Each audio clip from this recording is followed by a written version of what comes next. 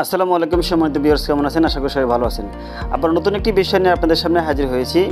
১৯তম নিয়োগ বিজ্ঞপ্তি নিয়ে যা জানালেন এনটিআরসি চেয়ারম্যান।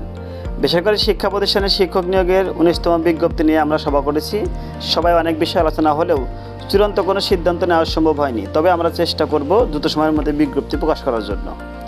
সোমবার ২৫শে আগস্ট নিজ দপ্তরে দ্য ডেইলি ক্যাম্পাসের সাথে আলাপ করে এসব কথা বলেন বেসরকারি শিক্ষক নিবন্ধন ও প্রত্যয়ন কর্তৃপক্ষের চেয়ারম্যান আমিনুল ইসলাম। এনটিএসসির চেয়ারম্যান বলেন, শিক্ষক নিয়োগের নতুন বিধিমালা তৈরি করা হয়েছে। এই বিধিমালা একদম চূড়ান্ত পর্যায়ে রয়েছে। বিধি চূড়ান্ত হওয়ার পর আমরা সভা করব। বোর্ড সভায় পরীক্ষা পদ্ধতি সহ অন্যান্য বিষয়ে চূড়ান্ত করা হবে। এরপর নিয়োগ বিজ্ঞপ্তি প্রকাশ করা হবে। নিয়োগ বিজ্ঞপ্তি প্রকাশের সম্ভাব্য সময় জানতে চাইলে আমিনুল ইসলাম আরও বলেন, এটি বলা মুশকিল, কেননা বিধিমালা চূড়ান্ত হওয়ার পরও আমাদের একাধিক সভা করতে হবে। এই সভাগুলো না হওয়া পর্যন্ত সম্ভাব্য সময় বলা মুশকিল। এনটিআরসির বিধিমালায় প্রতি বছর একটি করে বিজ্ঞপ্তি প্রকাশের বিধান রয়েছে।